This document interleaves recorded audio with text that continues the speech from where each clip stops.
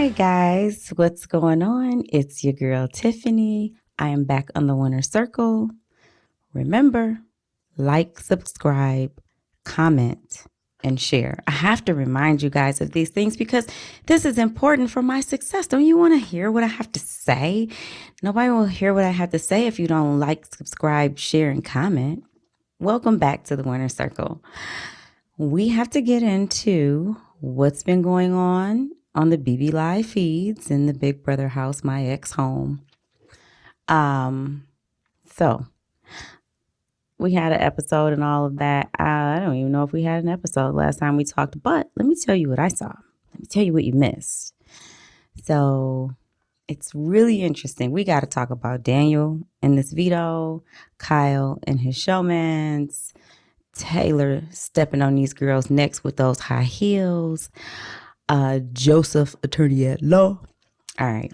So here's what happened. Daniel had the power of veto along with Kyle, and the guys and the leftovers had come up with this idea that they didn't want the veto used and that Alyssa should go home. After all of these conversations that Kyle has had with Alyssa about not leaving her on the block and using the veto, the guys in the leftover have let Kyle know that we think that noms should stay the same. We don't want the veto used. We want Alyssa to go. And Kyle kind of tries to come with some reasons and reasoning about it. Like, it's kind of messed up, but he starts to realize that his rank in the leftovers may not be as high as he thinks it is. So he goes to have this conversation that Monty wants him to have with Daniel anyway about not using the veto.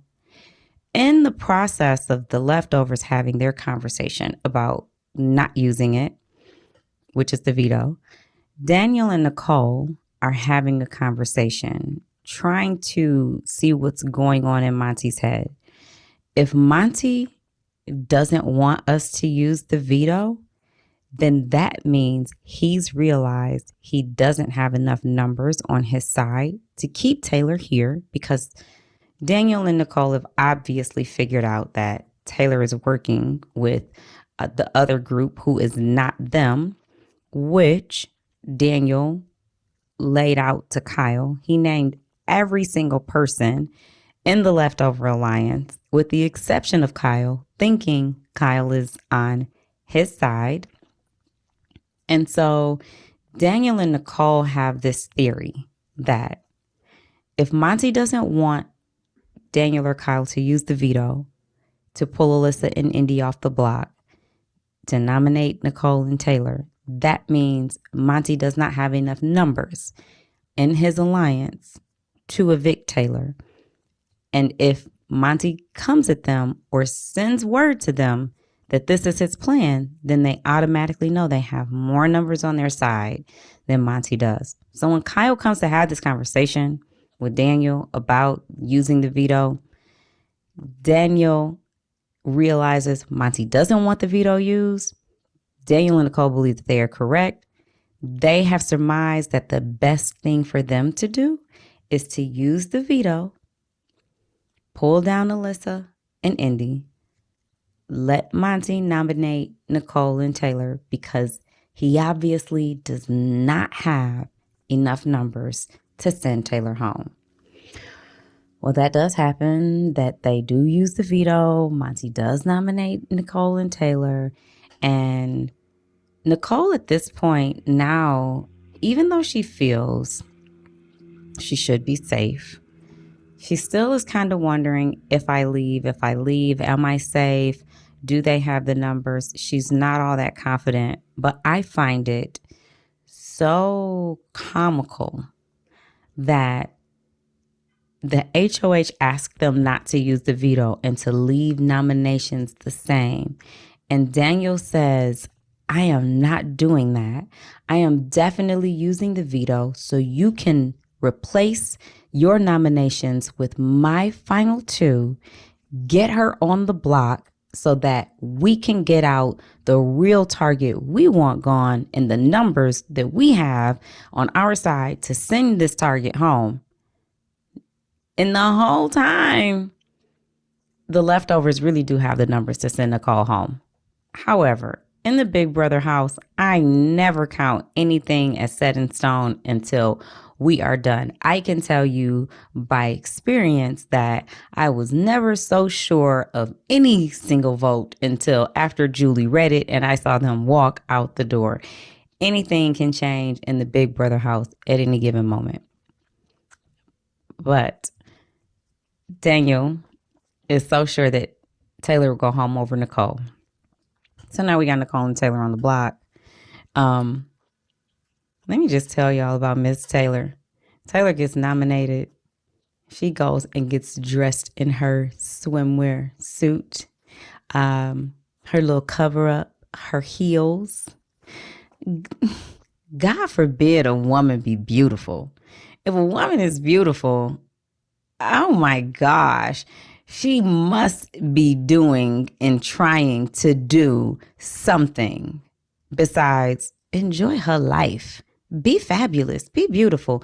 What are all these commercials and all of this influencing women to be bold and strong and great and gorgeous and embrace themselves, embrace their hair, their color, their height, their size, their weight, their beauty, embrace themselves when you can't. You can't when you can't do it. So Taylor is loving herself and she's going outside with her stuff that she brought from home.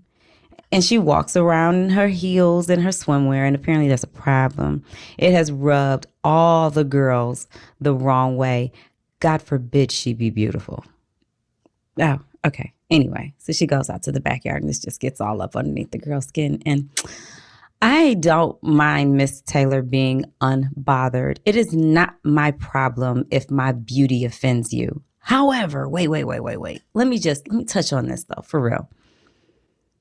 In an objective point of view about how Taylor and other pretty women go about strategy, there is something called pretty girl maintenance or pretty bitch maintenance, because I know some men who got to do it too. I mean, I'm not calling them bitches. I'm just saying, men use that word loosely sometimes. Anyway. You got to do pretty girl maintenance, okay? What that is, pretty girl maintenance is when you recognize whether you have the confidence in yourself to believe you are appearing to others or not in a certain way, or whether you have the confidence that others think that you have. When you know that your beauty, your booty, whatever it is about you alarms certain women or puts them in a certain, it makes them feel a certain way, you have to do pretty girl maintenance, which means you have to disarm these women who will use your pretty. And I'm not using pretty in a color or tone, a hair, whatever it is about you that makes someone intimidated because you look the way you look, that's pretty. So you have to do a little pretty girl maintenance and disarming them and making them feel comfortable around you. And maybe Taylor hasn't done so good of a job as that, but maybe she doesn't know that her beauty is intimidating. I also find that hard to believe because of the industry that she's been in, but maybe to her, she just sees herself as a regular person.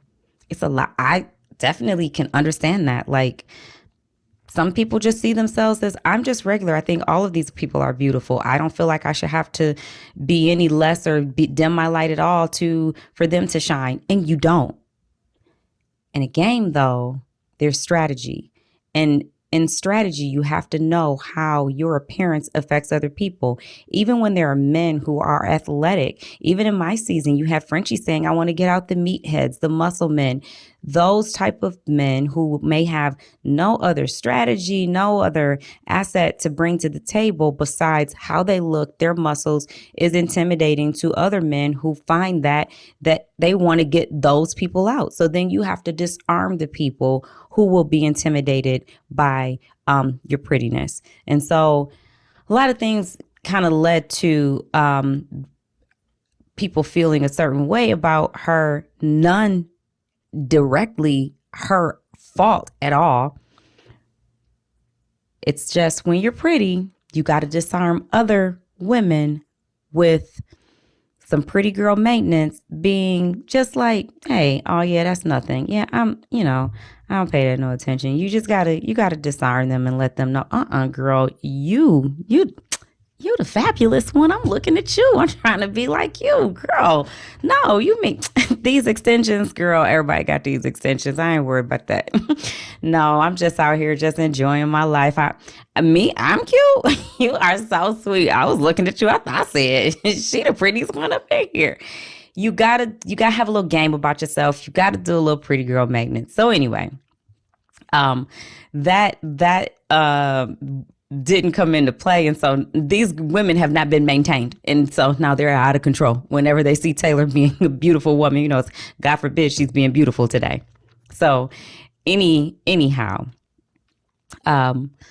Michael's birthday comes along and we are all, including me, staying up in the late night hours waiting on the alcohol. I said, damn, I remember when they gave me 2 beers and a bottle of wine and I had to split it with 15 people, at least 13. You don't get but a sip. But after being in the Big Brother house on clean, in a detox phase, any little sip of anything coming through there is a lot. And your tolerance level is at an all-time low, and mine still is. But speaking of that, I'm going to take a sip. It's just iced coffee. Don't get excited, y'all. It's the middle of the day. But somewhere it's 5 o'clock. Here it's 7:47. Anyway, Kyle and Alyssa, or Alyssa and Kyle. I like to put the credit where it's due. I'm gonna say her name first because she's the leader here. Alyssa and Kyle are getting a little close, and Kyle, I ain't gonna lie, I really was thinking in the beginning, like, Kyle is really just trying to tell Alyssa things that will allow him to be close to her. He's feeding her ego. He's stroking her ego. And, that works. That's a nice strategy too sometimes. But after watching Kyle and Alyssa after Michael's birthday, I said, Kyle might like her. He's like, you are perfect. They really put someone in here who is just my type. They said, what is his type? What does he like? And he is like, you are perfect for me. I do not 100% feel like he is just telling her sweet nothings. Now, they still might be nothings because they may not lead anywhere. But I think that she's woken the dragon, and he is somewhere thinking about something, and I'm a little concerned about his game, but I will come back to that. I do want to talk about Brittany's and Taylor's conversation. Brittany and Taylor had a conversation about Brittany feeling that she wishes she would have played things differently in the beginning with not being so aligned to Taylor. And I actually do think that she's genuine about that. But, even when you're in the house and you're playing a game with someone, you are still cognizant that you're being watched. You're still playing a game with production as well. So you're playing a game with everybody. And so I'm not saying she's playing a game in opening up to Taylor and apologizing to her, and she did shed some tears about how she felt, and I really do believe that they're genuine. But a part of me is always wondering how much of this is game and how much of this is real. Just because I'm a little jaded in my head after leaving that house, and I am still processing. So before the house, I probably was a little more forgiving, but since the house and then the challenge, I'm just like, I don't believe you. So anyway, kind of believer. I'm always just on a good little. It's never going to be 100%. But then they start talking game, and they start discussing like maybe a possible final two. And I'm not going to lie, I don't know if they sealed the final two or they just brought up the idea. But I started thinking about for both of their games, what would be better for them strategically to align to help their future success in the game. And I think that Brittany and Taylor in a final two is really good for both of them, because as they expressed, like they would have to vote for one of us. I think if Brittany sits next to anybody, most of them have more friends than her in the jury. I think that whoever she sat next to may get a vote. And I think the same is true for Taylor. I think most people like everybody else except her, or they like everyone else more than her. I won't say they liked everybody else except her. I misspoke on that. I will say that right now the dynamics are she's not the most liked person, but she is liked by her alliance. And those are the people that she needs in jury. But her best chance of getting votes from the jury, to me right now, is sitting next to Brittany, because they're kind of hand in hand. So this conversation takes place, and I honestly, for Taylor's game and Brittany's game, I'm here for a final two with them. I could go with who I think would help them along the way. Like we could say Michael and Brittany make a great final two, but Michael and Brittany sitting next to each other, it's always going to be Michael, unless Brittany's game changes and she brings something more to the table to make the jury say, oh my gosh, when she got to this point, she turned it up a notch, which always can happen. You know, I think I feel that when Pooch left, Joseph clicked, because it's easy to rely on someone else's point of view. It's easy to get with someone else and depend on them to help you make a decision. But when you don't have that person there, then you only have you, and you will go into a special place in your mind and figure it out. FIO, figure it out. And I think that's what happened with Joseph. He was so reliant on Pooch. Then when he left, he's like, I have got to figure out something else. And then Joseph 25 attorney at law kicked in. Well, Brittany could change her game. She's been saying we haven't really seen a lot of her, you know, but I do think that the best thing for Brittany and Taylor is probably to stick together with each other, because them two sitting next to anyone else, I'm not really sure where they match up with the jury as far as votes, unless, like I said, their game changes dramatically. You just have to vote for them. Speaking of final twos, Kyle starts thinking about where he is in the leftover alliance. And with the conversation about the veto, them wanting and deciding on whether it should be used or not, when it was him and Daniel that won the veto, and then he's not even able to express he's not able to express, but they're not willing to hear what he wants to do with the veto. They've already made this decision. He starts to realize where he lays in and where he falls in priority with the leftovers, and he's not really in it. He's not really in it, but he's not at the top of it. They're making decisions, they're giving them to him, and he's supposed to follow orders. And I think that makes him uncomfortable, as it should.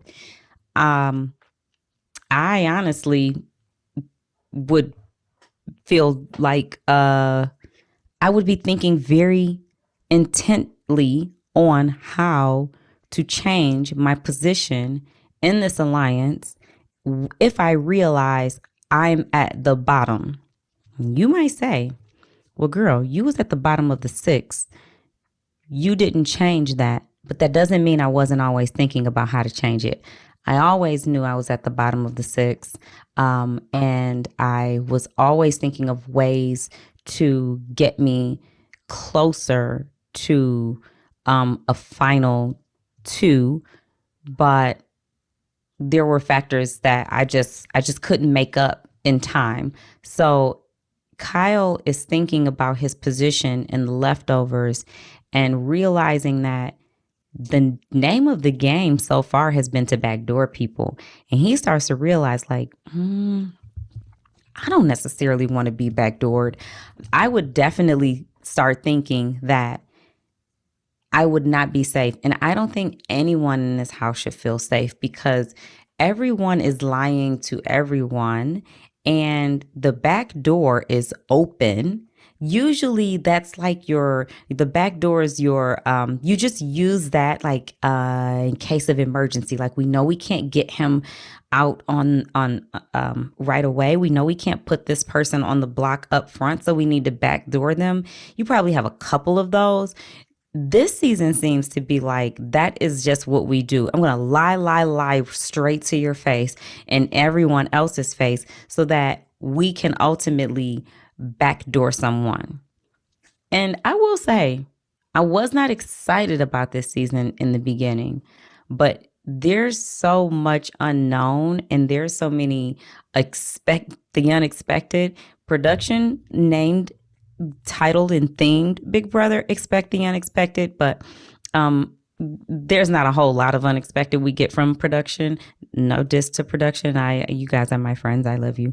But in the house, as far as what the house guests will do, won't do, which way they're going, who they're working with, who's going to be the target, there's a lot more of expecting the unexpected. And I, as a Big Brother fan, love a nice, confused house because I'm always trying to figure out what the heck are they doing and what are they doing next. So they're definitely bringing some entertainment and they've got me interested in what the next moves are because things in the house do change fairly quickly. And so, with Kyle saying, I don't want to be backdoored to Turner, I totally feel him on that because that's exactly what I would be thinking. How do I know if I'm safe? Everyone in my alliance is a great liar. I've sat in conversations and they've filled me in on how they're lying to other people. I said it before, if you bring a bone, you carry a bone. If you lie to them, you'll lie to me. And I hope that I'm not a person you'll lie to, but I will just have to trust that I'm on the inside and not on the outside. But how do you trust that? And how do you gain that type of trust in such a short amount of time? So no one in this house really trusts anyone. Kyle is talking to Turner and he brings up like, I don't want to be backdoored. And then Turner says to him, like, I don't want to cross the line here. Tell me if I am crossing a line, but do you have a final 2 with anybody? My answer is always no. But if I'm totally being honest and I do want to work with you, you have to build trust. And so for me in that moment, I say, like I said to Chada, these are the people I have deals with, and these are the deals I'm going to uphold. But I'm telling you all of this so that you trust me, because anyone can come to you and tell you exactly what I have said, and I don't want you to be like, why didn't you tell me? So Turner asks Kyle, does he have a final 2 with anyone? He says no. Kyle and Turner, it's like the nice recipe. It's a nice moment to get a final 2 established. Because honestly, that is kind of hard to determine. Like, you have to know that you want a final 2 with this person. You don't want to say that to someone and not mean it. That is really like the end all deal, is me and you are going to the end. So it's understandable when people are disappointed, hurt, feel backstabbed when you offer them a final two and you have no intention of going there. I'm sorry, Claire. Period. I do think that this is good for Kyle to have Turner thinking he has a final two with him. But now I want to go back to Kyle and Alyssa and their showmans. Alyssa is weighing him down, baby. He cannot stand the heat in the kitchen. Alyssa kissed all up his elbow, all up the side of his arm, all around his neck, the back of his knee. She is landing these kisses. And I ain't Kyle, but if I am and I'm in the Big Brother house, those days, it's a lot of days. And it's early. That is really like my concern for them. It's so early and you have so long to be there that it might get a little tough to pump the brakes on this. They may end up going the distance. I'm sorry, Kyle's mom. He is a man and he is being tempted and he's attracted to her. It's definitely got to be hard for him to say why he shouldn't when it's there. She's laying it out for him. She mentioned the shower is a private place. She's comfortable with being affectionate towards him. So I think Kyle is in a situation where if he wasn't really interested in Alyssa, she's gotten his attention and he is interested in her now, whatever her is, her, I don't know if it's her mind, her game, her body, which she's offering him. She has gotten his attention. She has awakened the dragon. The dragon is up. He said, I'm here, ma'am. You called me. You want me to come? I'm here, ma'am. And for Alyssa, honestly, it's kind of good. Here's why it's good. Because today, Joseph, 25, attorney at law, was going about how the order of eviction, and he is using the fact that Kyle has expressed how smart Alyssa is. And let's not forget that for the first couple of weeks, Kyle was dragging Alyssa on everything to his leftover alliance and his friends before they formed the leftovers. Like, I don't know about this girl. She's told me this. She's told me that. And Joseph is saying she's very smart. I think after Nicole, after Daniel, should probably be Alyssa. And I think that Joseph is saying this not necessarily because she's smart, and not that she's not smart, and not that he doesn't think she's smart, but he's using Kyle's words against him as strategy as for why Alyssa should be targeted, because Joseph is realizing the bond growing between Kyle and Alyssa. And Kyle, in his own words, said, I am a weak, weak man to Alyssa. He said, I am a weak, weak man. Joseph probably feels that Kyle is weakening towards Alyssa, and this is not good for Joseph's game. But Alyssa is probably good for Kyle's game, in my opinion. I don't know how good the showmance is for his game, because if he starts thinking with the wrong head, then the only thing is he would just try to protect her. and protect her more. And he showed today that he's definitely trying to protect her. He wants to protect Alyssa. Every time Joseph made a point about why she wasn't good to keep along and keep long term, he didn't like defend her and go like, no, we have to keep her. She should be kept. But he's just saying like, she's not really coming for any of us. I know you think she's smart, but she's not really doing that. And we don't talk game. But I did see a shift in the dynamic of Kyle wanting to keep Alyssa around because Alyssa is a number for him. If Alyssa gets HOH, she's not putting Kyle up. If she wins veto for any obscene reason and needs to use it to protect Kyle, she will. Alyssa is a number for Kyle. And if I were Kyle, I don't even think he needs a final two with her. I think that she will just roll with him as long as she feels that he is prioritizing her. And so if he continues to protect her, it is good for his game because she is always someone he can count on to be by his side. And I don't think that he can really count on anyone else to be by his side in that way. Everybody's playing to win. I don't necessarily know that Alyssa's playing to win. I think she's now playing, which is the dangerous side for her. She's now playing maybe for Kyle, like to impress him, to stay in the house, to stay close to him, to get him close to her, to maybe gather him information. And it happens. It happens. She's focused on Kyle. Kyle is focused on the game. He is also focused on Alyssa, and he might just need to get it out the way. If he get it out the way, he could probably think better, but she gonna be messed up. Hey, I'm an older woman. I know these things, and I'm not saying I know everything, but she's gonna be messed up. He's gonna feel a whole lot better, and then he'll be able to think clearly. And honestly, I'm gonna go to the next subject. So, what else do I have? I've got some questions that were very interesting on my Twitter.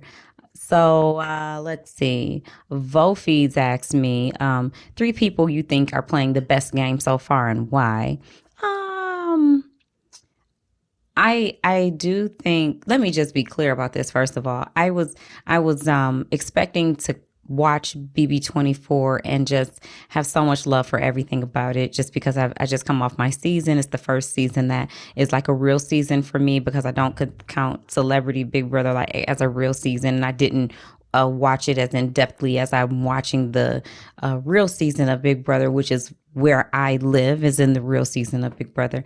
But watching it, I just wasn't in love with anybody, and I didn't really like the dynamics of the house, and I felt a lot of empathy towards Taylor, and so I just adapted like the fan in me, like I don't like seeing her go through this, but then also the human in me and the player in me who's been in the house was like, I don't like to see that this is going on. Do we shit talk in the game? 100%. We shit talk in real life. Y'all gonna play with yourselves. Y'all not gonna play with me. If you're sitting out there in your real fake world trying to act like you don't talk shit about nobody. None of us are flawless. None of us are without error. We all say something about someone that if they heard it, they could be offended, whether it's true, whether you meant it to be offensive, or whether it was the kindest way you could put it or not. We've all said some things and we've all behaved some ways that if cameras were on you 24/7, you would be apologizing for some of the things you said and done too. So I don't feel that anyone should be out here pointing fingers, acting like they've never done anything. I am not flawless. Y'all saw me, so I'm not flawless. I also feel like if you don't want nobody messing with your head, this is a game designed to mess with your head.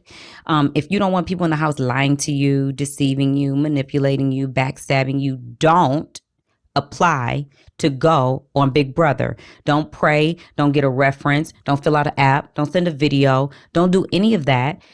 Expect people. I didn't say if you don't want to do it. I said if you don't expect other people to do it to you. If you don't expect these things to happen, you don't want these things to happen, you are in the wrong game. Go play Uno. In this game, in Big Brother, in a lot of these reality competition shows, you are going to have people lying and manipulating and talking shit about you, either to your face or behind your back. That is not my point. It is the personal attacks against people. And I am, again, without flaws. So I get it, and we learn. And in our learning, as I said in my last episode, it's not just about apologizing. The apologies actually mean nothing. It is what you do moving forward. And I've definitely expressed that I don't give a damn about talking and helping some of these people moving forward, because that's not my job. I'm not a psychologist. CBS doesn't pay me for that. Those things are done out of the kindness of one's heart. And I'm saving it. I'm saving my kindness. It's not a whole lot. It is a whole lot, but I use it wisely. So people do talk mess about people, but it is me knowing exactly how it feels to live in that house, to be away from your family, loved one, friends, things that can help comfort you, your coping mechanisms, and not to know what it feels like to be alone, but to still have moments when you cry, feel sad, and want to go home. To watch it back and to see individuals be isolated, left alone, ostracized, talked bad about, crying, feeling deserted and neglected and alone, that hurts. And I think that that is unnecessary and not a part of the game. So I forgot where I was. But anyway, what I'm saying is people are going to talk crap about you in the house. That being said, my 3 people that I like the game that they're playing. I like. I'm gonna name a couple. I like Michael's game. Michael hasn't had his name come up in any gossip, drama, lies, anything, but he does need a little protection, and I think that he's at the kind of the bottom of both sides of the house. But he is a good competitor. He's shown that.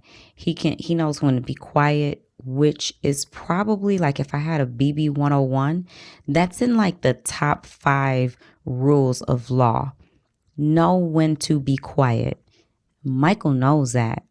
I like that people are just comfortable giving him information without him even having to ask for it. I like the way Kyle is playing, because he's playing like he doesn't know a lot of things. And they're kind of assuming that he's not thinking when really he is. The way he played Daniel about using the veto, counting the votes, divvying up these sides of the house. I like that he's able to play the position that people expect him to play. You think I'm this dumb guy? You think I'm this jock? You think I'm just stuck trying to get with this girl? I'm going to feed into that and use that to my best ability. It's smart gameplay. And I also like, who was it? And Joseph, attorney at law. I was listening to him today. He's in the, I think they're in the HOH room, and they're all talking, and they're going over reasons why Alyssa should probably go. And I think Joseph's reason for at least Alyssa going is he can see that it is going to affect Kyle's decisions moving forward. And he is not saying that this is what I want and this is what I think we should do, because no one cares about what you want and what you think we should do. I only care if you're including me, especially in this game. And so Joseph phrases his arguments about Alyssa staying or going based on the things that Kyla said and also what is best for their alliance. And so then how can you argue with that? He's giving them points about, she's smart and she's got a way of doing this. And then I'm just concerned. Joseph's making points about Alyssa and her relationships with other people in the house, her relationships with Jasmine, her relationship with Indy, and why it's not good for them to focus on keeping her around long term. But for Kyle's game, do I think that Alyssa is good for Kyle's game? I do and I don't. I do think she's good for his game because she's somebody he can vent to. She's somebody he can talk to, he can release to. And I don't mean in that way, with the way y'all going. But if he decides to and she's willing to, I think that would be a relief for him. But I do think that she's a friend to him. And having a friend in this house helps your mental a lot. So I do think she's good for him to have in the game. I just don't know how he will move forward with his decisions when he has to think about protecting Alyssa, who's not in the leftovers, versus protecting the leftovers, which he's not in the top of the leftovers. There's the pound in the leftovers. And so he might be the pound plus Kyle, and he's got to hope that he gets there, or they've got to stay in their position. But I'm not feeling Kyle welcoming Alyssa more into him because she is a number and protection for him. And I honestly don't know that anyone else besides Nicole and Daniel that have that type of loyalty to each other. I think Alyssa will be loyal to him. Oh, a loyal Alyssa. Let's see. We'll see. Let's put our money on it. Let's figure it out. If she's loyal, then I'll change my mind. Let's see. Nicole. Okay, someone asked me about Nicole slut shaming Taylor because Taylor went in there and was like, Nicole and Taylor had a talk, and then Nicole says to Taylor, "Well, I don't know what kind of magic you worked on them, but they whatever, they didn't want to use it, or they whatever." She says they used it. I don't know, I forget. But Taylor goes like, "Yeah, but I mean, I didn't sleep with anybody or anything." She goes, "Oh my God, I'm a 41-year-old woman." I love that she has to throw that out there. We don't need to know that every single day. Just be it. You don't have to say it. And she's like, "I would never slut shame you," but you did, girl. You did. But this question comes from my girl Janelle, and I haven't even read it, so I can't say that I pre-picked this question to answer or not, but I'm going to read it right now. Janelle says, "Queen, please discuss who you see as the weakest link in the leftovers. Also, who out of the Girls Alliance, who do you think is playing the best game? And can you get Kyle's mom on the show?" I'm going to go in reverse order. I'm going to answer them how I want to. Honestly, I think I could get Kyle's mom on the show. Do we want Kyle's mom on the show? Like this video if you want Kyle's mom on the show. And I'll see if she'll come talk to me. She may. I mean, I would definitely make her feel comfortable. I'm a mother. I don't want to answer weird questions about my son. But if she wants to discuss the game and how he's playing from this point and what she thinks about it, I'm willing to allow her to come on here at her comfort level and discuss it. So Kyle's mom, you're welcome to come kick it with me. I would love to have you. Who do I see as the weakest link in the leftover alliance? I mean, honestly, the weakest link is, let's see. Oh, I'm thinking Turner Brittany. And the reason I'm saying that is because the guys really manipulated Turner's HOH, completely went in and big brothered him into doing what they thought they should do, forming an alliance on his HOH, changing his nominations in his mind, getting out the target that they wanted. The leftovers HOH was Turner's HOH. So the fact that he had thought about his HOH being one way, and by the time it was over, the leftovers had conducted it their way. And even though it did benefit him a little bit because now he's in this large alliance, I still don't know that what he wants matters unless Kyle is serious about bringing Turner to final two with him. And he may, because he may not want to have a final two with Alyssa, which I don't disagree with that, because in jury, if Alyssa has all of the girls and all of the girls are her friends and she's the most liked, um, and I'm not saying that girls vote based on who they like. We hope that every juror votes based on gameplay, what they did and what they contributed and who played the best game. But that doesn't mean that when people are selecting their final twos, that they're not thinking in the fashion of, well, if I sit next to a girl and this girl's in the jury, then the girls are going to vote for her. Some people think like that. Just go back to my season and watch it, because that's what they said. So honestly, I'm gonna say something. That was what I heard. The reason that Azza wasn't in the final two is because the men thought that if they sat next to a woman on BB23, that the jury that was made up of mostly women would vote for the woman over the player or over the game, that we were basing our votes on sex or gender. And also, there's a lot of people saying we was basing our votes off color, and you can think what you want. So for Kyle,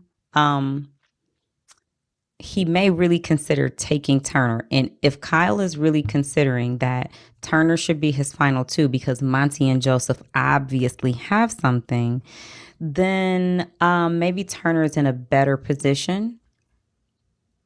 But I do think that maybe Brittany and Turner may be at the bottom. I'm a little concerned about Michael and Brittany being at the bottom of the leftovers, but I don't consider Michael to be weak. I know he's playing the game. I know Michael knows the game. I know that he can win competitions. He's keeping very quiet about things. I think he's one of the strongest people in the leftovers.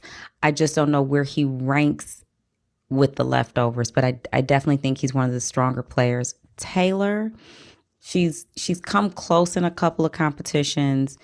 She's starting to become more self-aware in the house because she's been filled in on the conversations that have been had behind her back. So she's not as aloof or trusting to these people. So she's a little more protected. I don't know that they view her as being able to win comps or sway people's vote, because having someone who can speak and influence others, having someone influential is very powerful. And Joseph is very influential. So he's kind of at the top. And then also Miss Queen Janelle asked, who on the Girls Girl Alliance do I think is playing the best game? Damn. Why you ask me that? Because I got to be honest. That's just how I am. Out of the girls, the person whose name comes up the least as being a target, a threat, someone to go on the block is Jasmine. No one is looking at Jasmine as a threat. She's scooting around on a scooter. She finally took the wrap off of her ankle. Alyssa, Indy, Kyle, Joseph, Tyler, Michael, James, Joseph, Jangle, Heimer, Schmidt got to drag her scooter up the stairs. And they do it. She gets to use Monty's HOH bathroom when she's got to pee, even if he's in the tub. She is sitting in a good position with the girls. They're not really willing to say her name. I don't know if that's because it's due to her injury and people are like, well, she's not going to win an HOH or whatever, or any kind of comps, so they feel her as not being a threat. But Jasmine's sitting the best in the girls. Let's see. Feelings aside about Daniel. How you know I got feelings about Daniel? It is Isa Gonzalez. What was his logic for using the veto correct, and what would you have done in that position? If there's any potential that the person that I am closely aligned with is going to go on the block if I use the veto, then I'm not using the veto. Let's see. I'm just going to scroll real quick. I don't want to. Oh, wait. Someone said this is my question, too. How do you feel about Kyle's and Alyssa's budding showmance? I answered that. I pretty much think I did. Do you think the pound, Joseph, Kyle, Monty, Turner, which Kyle is at the bottom, will stick together, or will they split up once they hit a final 6 or 7? I honestly think that something's going to happen before they get to 6 or 7, because that's a lot of people to try to please, work together, stay on the same page, unless they are very sure that they all have the same targets. And here's the problem. Alyssa's not in that, and neither is Terrence. So some people may feel that it is beneficial for them to keep Terrence around. And then Kyle and Turner feels that it's probably beneficial for them to keep Alyssa around. Turner likes Alyssa as well, but I don't think he likes her in the same way that Kyle likes her, but he doesn't mind having her around, which is also why I think that Kyle and Turner work together on their final 2. But I don't think those. I don't know that Kyle's best interest is to stay with the pound, and I think he knows that, and I think that's why he's considering getting closer to Alyssa and working with her, which really he should. And what do I think will happen? So tap 12012. Asked me, what do you think will happen Thursday night and Taylor's speech, and when do you think the Besties twist will end? Okay. Thursday night, let me just tell you, I said this at the beginning, I am never fully confident that what we expect to happen will happen. There are so many things that can happen. Here's the good thing about it being Taylor on the block. She's got block experience. She has witnessed and experienced the packing of the bag, the being on the block during the week, the campaigning. She knows what to expect. And so once you get a little experience with that, the anxiety level drops down a little bit. So as long as she remains cool, she remains calm, her name doesn't come up in anything, she should be okay. Nicole has been very anxious, which she should be the whole time, because if her instinct and her gut leads her correctly, she will know that she is in danger and she needs to do some campaigning. I don't know what she can offer because she's told everyone everything about her, and she's kind of not made herself as likable to people recently, and so they're kind of like, you can go, even with the girls, even with Jasmine, even with Indy, she's kind of made herself, even with Alyssa, she's kind of made herself, she's ostracized herself and really just locked in with Daniel, but she's relying on this alliance that has fallen apart a long time ago to keep her safe. And I definitely think and hope that Taylor's speech, girl, make it the best one. Be known for something. I wanted to make history. I want a whole street named after me. This was way before BB. I lived to be historic, okay? Set your name in something, Taylor. Go on and make you a good speech so somebody can reenact it later. And I expect the Besties twist to probably end when we get to the jury. So we have like 2 more evictions, I believe, before we will be in jury, the jury count. But whatever that is, I expect it to be, I expect that to end in jury. And with that, guys, I think I have given you everything that has occurred since I last talked to you. But I will see you guys in a couple days, and I will catch you up on anything I missed. I think looking at my notes, I went over everything. You can catch me back on the Winner Circle Mondays and Wednesdays. We drop the podcast on Spotify and Apple first thing in the morning so you can listen on your way to work. And then we drop the YouTube video later on in the early evening so you can watch it when you get home. Follow me on Instagram at absolutely-gorgeous100, where I've been missing for a little bit because, honey, Twitter got me tied up. And you can follow me on Twitter. I'm always hashtagging BB24 and the Challenge USA, because I also record for the challenge and do a recap on Mondays. So follow me on Twitter at absolutelytiff. I love you guys for listening. Thank you so much. Just so you know, I'm reading the comments. I don't get to comment and like on everything because I'm just trying to get so much done, all for you. I'm trying to make sure I'm keeping up with the live feeds, taking my notes, being able to get here to report to you and all of that. But I'm reading the comments. I'm liking some of them. Even the ones I don't like, I'm reading them too. And I like what you guys are saying. I love the feedback. It helps me, because if you're watching, I want to give you what you came to see. I want to be able to grow my brand and expand. And you guys are, you are who helped me. So let me know what you're looking for so I can try to give you more of that. Comment, like, subscribe, and share, because so many people are still asking me, where's this podcast? This is Tiffany's channel. Where is she speaking from? So share it on my page, share it in your links, just share it. I love you guys. I will talk to you later. Bye.